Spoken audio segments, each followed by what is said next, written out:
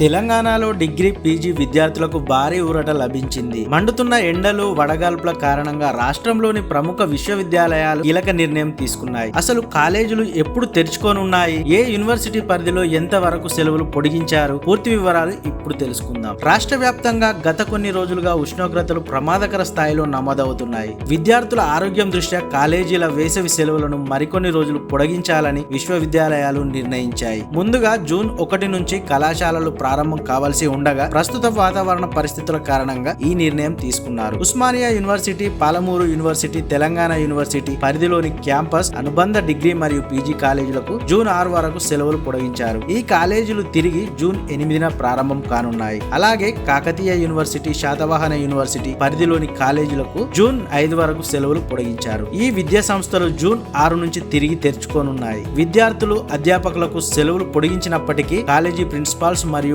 Administration అధికారులు మాత్రం యథావిధిగా విధులకు హాజరు కావాలని స్పష్టం చేశారు. అకాడమిక్ మరియు పరిపాలన పనులు సజావుగా సాగేందుకు ఈ నిర్ణయం తీసుకున్నట్లు అధికారులు తెలిపారు. యూజీసీ నిబంధనల ప్రకారం డిగ్రీ కాలేజీలకు ప్రతి ఏడాది 10 వారాల వరకు వేసవి సెలవులు ఇవ్వొచ్చని collegiate education JAC chairman doctor Khatar Surender Reddy వెల్లడించారు. మొదట మే నెల వరకు మాత్రమే సెలవులు ప్రకటించినప్పటికీ పెరిగిన ఉష్ణోగ్రతల కారణంగా ఇప్పుడు వాటిని మరింత పొడిగించారు. ఈ నిర్ణయంలో విద్యార్థులు, తల్లిదండ్రులు హర్షం వ్యక్తం చేస్తున్నారు. మీ కాలేజీ ఏ యూనివర్సిటీ పరిధిలో ఉంది? మీ అభిప్రాయాన్ని కామెంట్లు తెలియజేయండి. ఇలాంటి తాజా విద్యా మరియు ఉద్యోగ వార్తల కోసం మా ఛానల్ ను సబ్స్క్రైబ్ చేయడం మర్చిపోవద్దు.